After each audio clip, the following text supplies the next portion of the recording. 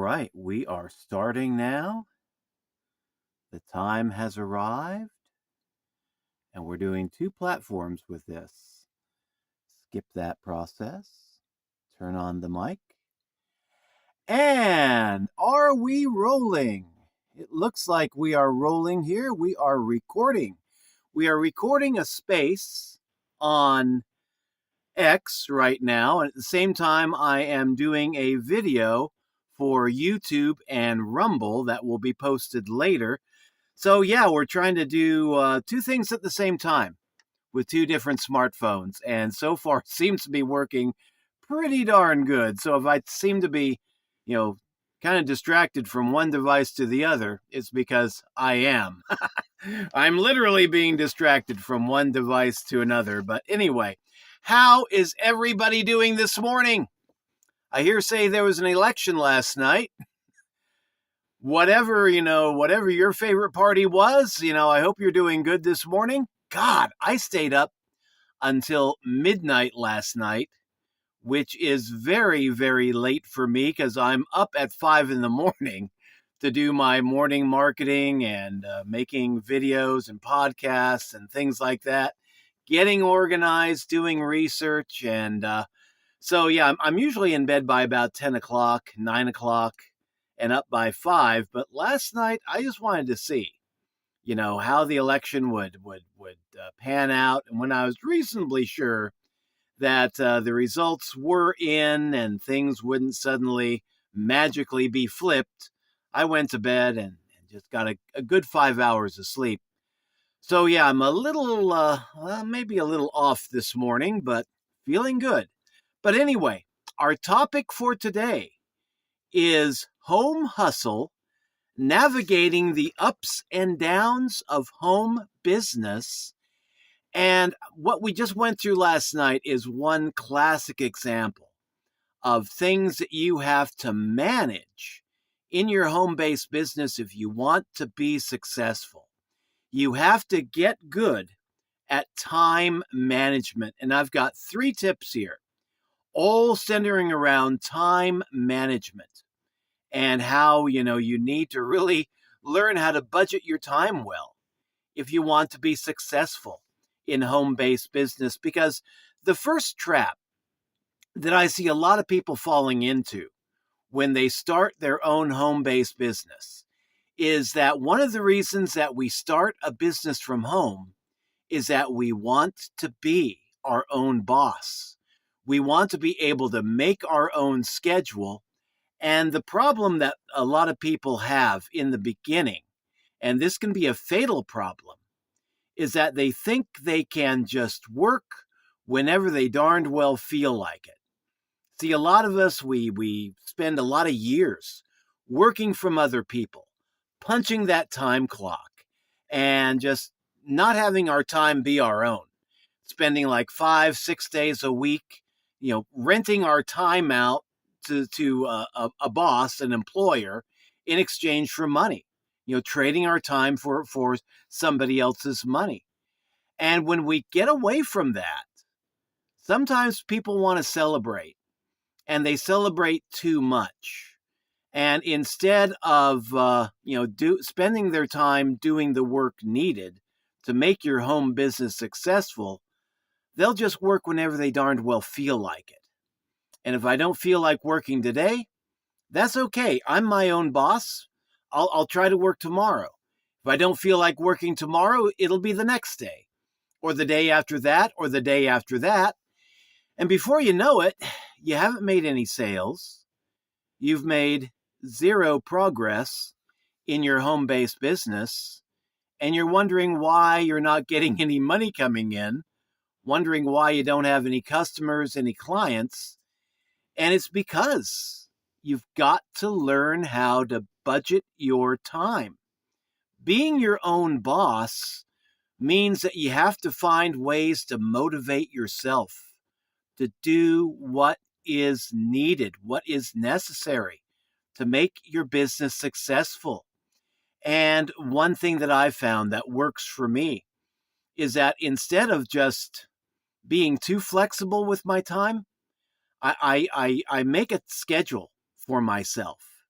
And I'm up usually at 5, 6 o'clock in the morning. If I'm up late the night before, I may fudge a little bit and sleep in an extra hour or so, maybe an extra half hour, so that I'm not, dragging through the day in when I do wake up in the morning. But I do try to write my own schedule and stick to that schedule as much as I can in order to add a certain stability to my home based business life, because you do need to be able to manage your time. And being your own boss, it means you have to tell yourself when to show up for work and then show up for work. Like this morning, I did not feel like getting out of bed at 5 o'clock in the morning. And when that alarm went off, I turned it off, was tempted to lay back in bed and get an extra hours of sleep. But no, I made coffee. I talked to my wife, and we were talking about the election, check the news, make sure that, the guy that I thought won last night really did win. And looks like, yeah, everything is working out the way they said it did, when I went to bed at midnight. But yeah, I didn't really feel like getting on, this video and doing this live stream. But I made a commitment to what audience that I have, on X, and I am building up an audience there, and my audience here on YouTube and Rumble.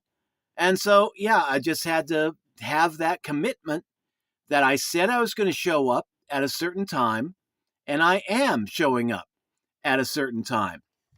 So yeah, it's nice to be your own boss. It's good to be able to create your own schedule, write your own schedule, but you do have to be able to do the work when the work needs to be done. Yes, it's good to be the boss. It's good to be able to call the shots and kind of do what you want when you want. But at the same time, you also have to be able to show up and do the work that needs to be done. When you've got clients who are counting on you to be there, to provide, content, to perform whatever service that you may do in your home based business, you can't blow your clients off. You've got to show up. You got to do the job. So yeah, being your own boss, it's not always a walk in the park. You do have to do the work that's needed to make your business successful.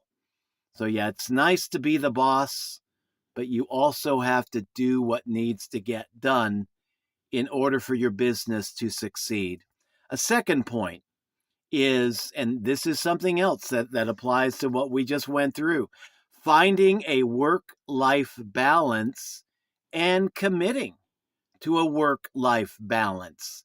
It's like last night, my wife wanted to stay up, and she did stay up because she's got the day off. I don't. She's got the day off. But she stayed up till about 3 in the morning, 4 in the morning, watching the election results, and she's bilingual. She's from Honduras. She immigrated to the United States legally about 30 some years ago, and she's learned English, so she's very good at English. She's also very good in Spanish. And so, yeah, she was watching the English broadcast with me, watching the election updates. And then I went to bed at midnight. She stayed up another 3, 4 hours listening to the English and Spanish news networks, just trying to find out, what's really going on here. Is everything, kosher with this election? And I mean, God, she was up till about 4 in the morning. And then I woke up at 5, and we're talking about what we just went through here. And it's just so tempting to spend so much time with your family, so much time with entertainment. If you have children that are still in the house, it's tempting to go out, play with the kids, which is a good thing to do. You can't spend all your time working your business. You got to have some family time, or else what the heck are you working for? If you spend all your time in your home-based business just working your business with zero family time, what are you working for? You might as well be out working a job. No, we get into home-based business so we have time for the home, for the family, for the cats, for the pets, for other things besides being a work slave 24 hours a day, 7 days a week. But we have to find a balance. You got to, again, budget your time to be able to do the work needed to make your home business a success, and then also having time for your spouse, for your kids if they're still living with you in the home. And if they're out someplace else, having family time, FaceTime on the phone, whatever, however you work that. Have time for your pets, have time for, the other things that need to be done around the house. And, finding a work-life balance, it can be challenging. But again, if you have the ability to make a schedule and keep to that schedule, then man, that is very helpful. You've got to be able to budget your time to be able to spend time with your family, and then also spend time doing the work that needs to be done.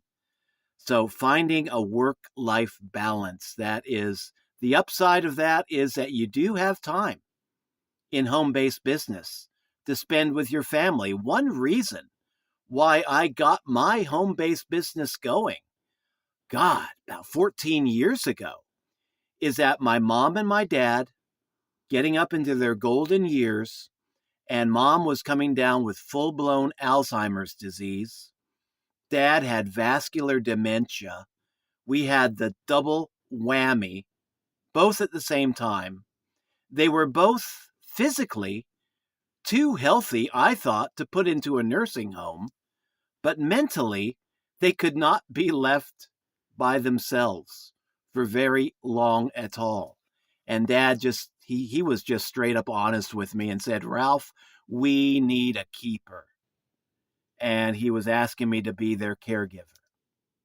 And so I had to figure out a way that I could be there for my parents when they needed me in their golden years and be able to earn money from home to finance, being a caregiver for my folks. And home business was able to do that for me. And I was able to find a service that I could provide for my local community while also providing a much needed service for my mom and dad. And, we made it work. But I mean, that is one of the blessings of home-based business, is that it does give you the ability to spend time with your family. And, if you got dependent children, it's great to be able to spend time with your kids and not have to pay for a babysitter. And if you have, like, you're taking care of your parents in their second childhood, so to speak, then yeah, it's good to be able to do that. And home business properly managed will give you the time to do that. But gosh, it is just so easy to get overwhelmed. And I know that. It's just so easy to get overwhelmed and feeling like, gosh, I just spent 10 hours babysitting the folks, or the kids are sick and they're home from school, and I've spent 10 hours trying to keep them, doing good and taking care of their health needs. I don't feel like showing up for the business part. But yeah, you've got to find some work-life balance. And another trick that you can try if you're married, if you have a business partner that you can really count on, is just delegate authority. That's what really made it possible for me and my wife to keep our home business going while at the same time taking care of our extended family. Is that my dad, my mom, they were slipping mentally, and Dad had lost control of his emotions. And mom was some days she could be a real basket case too. And it's like they could get violent in their speech, but they were always good around me. No matter how far they slipped mentally, they recognized me. And, I was able to take care of mom and dad. Now, they weren't receptive to my wife.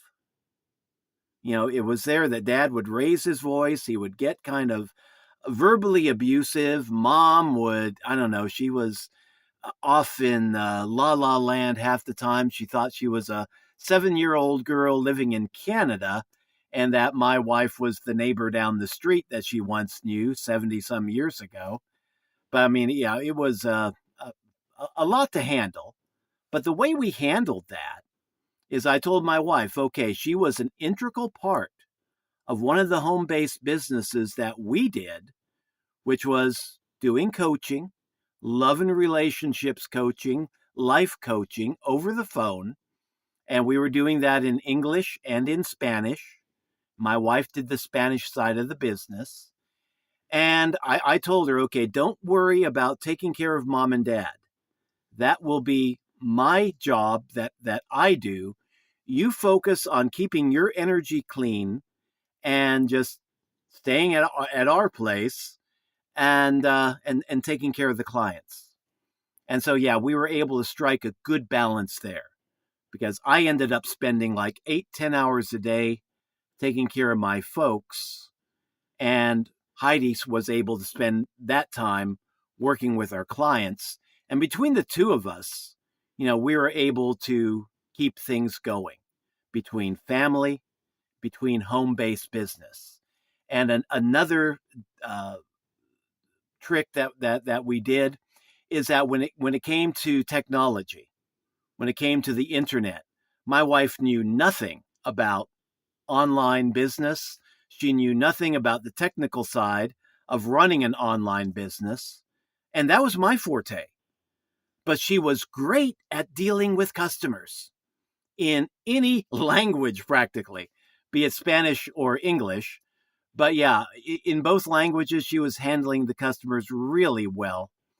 And so, yeah, my forte was to, in the morning, getting up about an hour or two early, doing the online work to get the business ready for the day, then spending about 8 to 10 hours with my folks, and then coming back home and doing whatever technical work had to be done.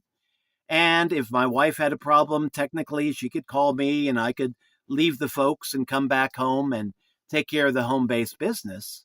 But between the two of us, working together as partners, we were able to handle a lot that I would not have been able to handle alone, or that she would not be able to handle alone. But between the two of us working together, it was a powerful partnership that worked, got us through that dark time, and it is still a powerful partnership that works. So, yeah, finding a work-life balance. If you are married and your spouse, or if you're not married, if you're living together and your significant other supports you in your business, then don't think you have to do everything alone. That is the big thing, the big trap that I fell into in the beginning. I thought, this is my business. I got to make it happen. I got to make it run. And I've just got to put all my time into running the business and forget all about, my wife. But when I remembered, why am I doing this? It's not just for me, not just for my mom and dad. It's also for my wife and for our other family members too. And when I was able to remember that, get out of my own ego, and just ask for and accept help from other people close to me, then things went so much better, so much easier. But yeah, if you've got the support of at least one other person to help you in your home-based business, take advantage of it. I know some folks don't. Some folks out there may be lone wolves. And God, my first few attempts at home-based business, Whee! Well, how long has it been? Like 40 years ago. It was like I had no family support. And it was just my family was 100% against it. And I tried to get it going, never really could get it going until finally I just grew up to the point where I just said to myself, I'm going to do this whether I have support or not. And then with that attitude, my wife began supporting me. My parents began to not interfere with my business activities like they used to because they knew, this is what we had to do. Working for another person was not an option. I had to find a way to work from home in order to take care of them. And, one of the most beautiful things that my dad said to me before he died, growing up, he was always kind of not really a tyrant, but less than supportive, let's just say.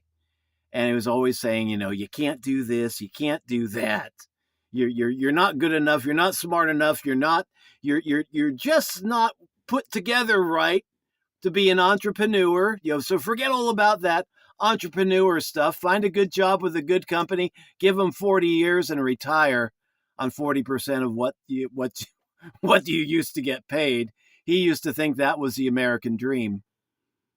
But after going through what we went through the last few years of his life, with me working from home, taking care of them, one of the most beautiful things that my dad said to me about a week before he died, he looked at me and said, Ralph, you can do whatever you set your mind to do.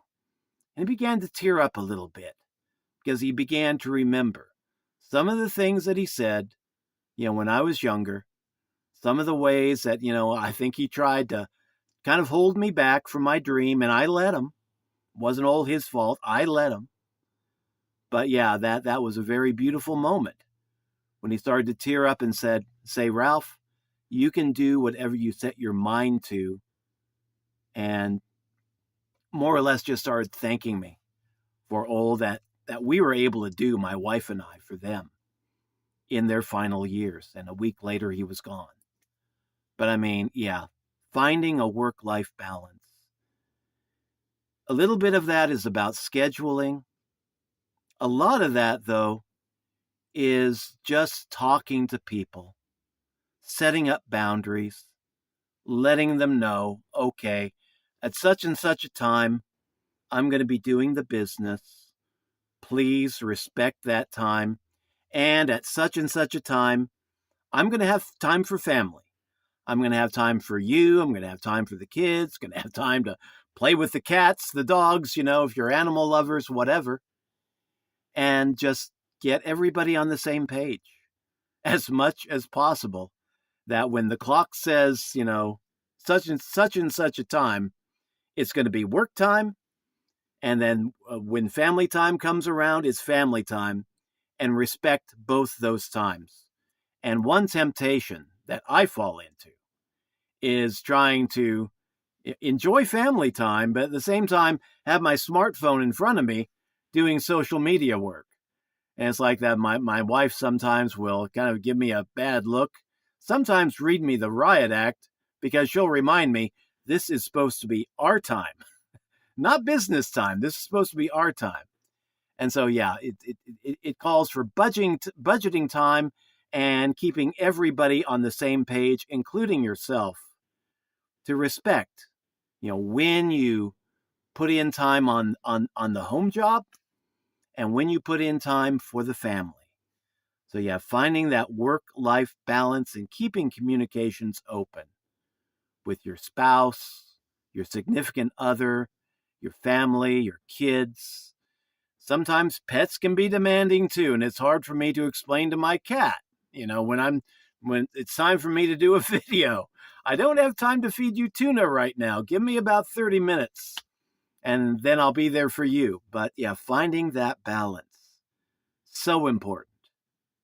But once you find a way to strike that balance, then you can move mountains. I believe you can move mountains, figuratively speaking, in your home-based business.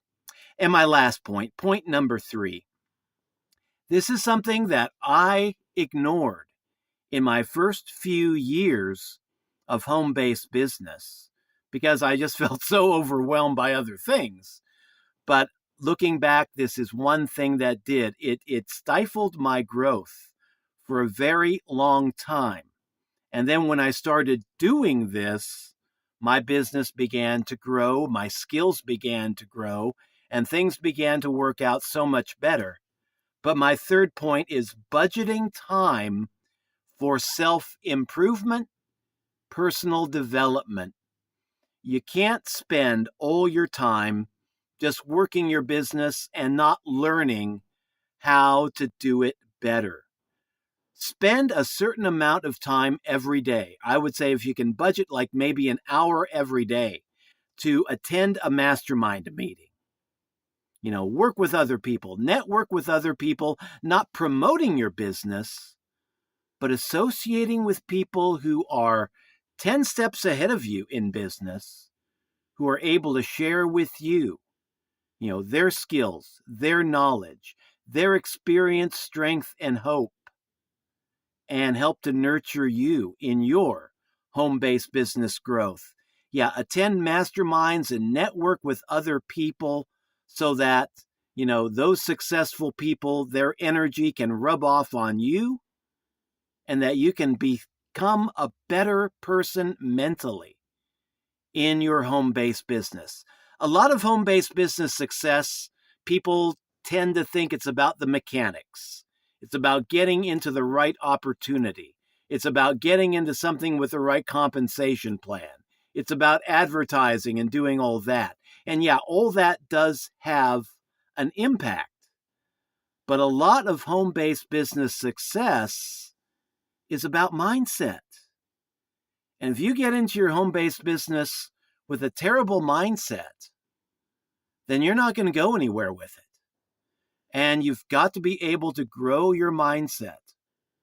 And mastermind meetings are very beneficial to help you grow your mindset. Go from limiting thinking, like when I first opened my first business, I thought $500 a month, a little bit of extra money, that's all I wanted. And then later I thought, $2,000, $3,000 a month. And I thought, okay, that's the limit. 5-figure income, that's the limit. A low 5-figure income, yeah, that's the limit for me. And then I started hanging out in masterminds with people who were 6-figure earners, 7-figure earners, multiple 7-figure earners. Got talking with them. A lot of them were just folks like me with a similar background as myself who had found a greater level of success, and they were willing to share their journey with me. And when I began to attend masterminds like that, man, my mindset began to improve. I began to break out of some self-limiting beliefs and attitudes, began to think, well, why not? Why not become a 7-figure earner? Why not a multiple 7-figure earner? Why keep at 5 or 6 figures? Why stay at that level? And now my goal, 7 figures, and that's, I'm going to do it. And I know it can be done because I'm hanging out with people who have done it and are sharing their story on how they did it. So budget some time to attend masterminds. Improve your mindset. Read books. We got so many books available now. You can find free PDFs online of some classic texts, like Think and Grow Rich by Napoleon Hill. You don't have to go out and buy it in a bookstore anymore. You can find it online. There's all kinds of books that you can get really cheap through Kindle, through Amazon, through audiobooks. You can find books on tape. Well, we used to call it back in the day books on tape, but you can find books, audiobooks for free on YouTube, and just look for them, find them, listen to them, spend some time with books, take lessons, improve yourself, Learn by reading books, taking lessons, attending masterminds, and then also learn by taking action and actually doing what you learn. And yeah, once you learn how to do it and then you learn by doing, I mean, that is just so much more powerful. So budget time for personal development. I would say about an hour every day. You don't want to fall into the trap of becoming the professional student. And I was in that trap for a while, but where you think you have to learn everything about the business, spend 8 hours a day learning, and then not taking action. It's like one guy I follow. What is his name? I'm drawing a blank on it. But old Dan, Sir Dan Pena, the $6 billion man or something like that. I've been following him for a while. At first, I think he was the $6 million man. Then he boosted his self worth up quite a bit.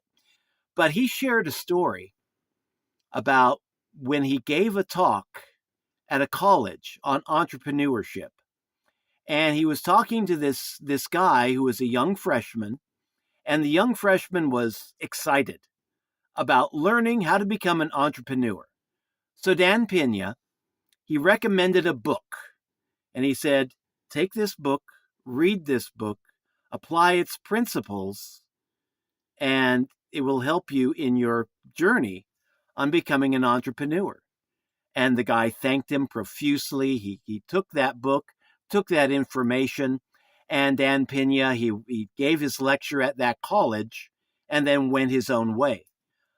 About 3 years later, Dan Pena tells the story. He showed up again at the same college to give a talk, and in the audience was that same student that he had talked to 3 years previously.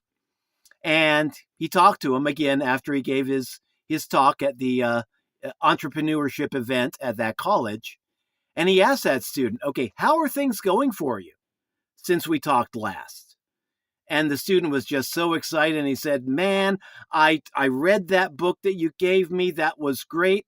Now I've read this other book and this other book. I've taken these courses and I've done these online things. And Dan Pena stopped him at that point and said, no, I don't want to know what you're learning. I want to learn how much money you've made in the past 3 years with the starting knowledge that I gave you. And it was at this point that the student just looked dejected. He hadn't done a thing by way of taking action.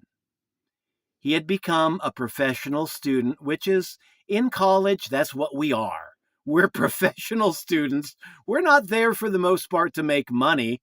We're there to get that degree and then get out into the workforce. And then after that, hopefully make some money, which doesn't always pan out. And so, yeah, the college kid was already in the mindset of the professional student. He had spent all of his time learning, zero time taking any kind of action on what he had learned. So budget your time for self-development, but don't become a professional student. Take like 1, maybe 2 hours a day learning something. Take a few minutes, maybe 20 minutes to read a book. Read a little section out of a book and then set it aside. Take an hour, half hour, an hour to attend a mastermind. Take a half hour to do a lesson. But then once you learn something, reinforce that knowledge by taking action. Because we learn a lot by reading, we learn a lot by listening, but we learn so much more by actually doing. So don't ignore personal development. Don't ignore self-improvement. Don't ignore taking lessons, but also don't ignore taking action. You got to do both. The Buddha, This is the last note I'm going to bring up here. We're going to end on this. But the Buddha once said, to know and not do is like not knowing at all. And so if you learn something, do something with that knowledge. Don't just fall into that trap of knowing and not doing, because in the end, that really means you don't really know anything. It's like not knowing at all. So that's my 3 tips for navigating the ups and downs of home-based business in regards to time management. Yeah, be your own boss, but show up to do the work, write your schedule. Find a work-life balance that works for you. If you're a single person without children, without a spouse, without a significant other, it's going to be a little bit easier for you. If you're married with children, then it's going to be more challenging. If you're married, your children have left the home, and you've got a house full of cats, that's going to be challenging too. Find a balance that works for you. And then thirdly, make time for self-improvement. Don't spend all your time trying to work your business that you forget about improving yourself. So, man, we've gone 36 minutes already. Okay, this is all I'm going to do for this video and this space. I want to thank everybody for dropping by. Tomorrow, going to be talking about money management, which is another skill we need to learn in home-based business. Money management is definitely an up and a down. It's nice to be able to having your money coming in without having to leave the house, but there are so many traps you can fall into too. And we'll cover that tomorrow. Money management on the Home Business Hustle. So again, thanks you everybody for dropping by. This is Ralph signing out. Catch you tomorrow, 9:15, and we'll be filming that again, making another video for Rumble and YouTube. So thanks again. Catch you later. Best of luck in your home-based business, whatever that may be. Take care and bye-bye. Hey, I hope you found this little discussion to be helpful. If you want to learn more about affiliate marketing and get a chance to earn 80% recurring commissions, visit our Home Business Academy using my affiliate link, ralphshomebiz.com. And I'll put that link in the program description down below. Till later, take care and have a great day. Bye-bye. As always, please remember to like, share, and subscribe.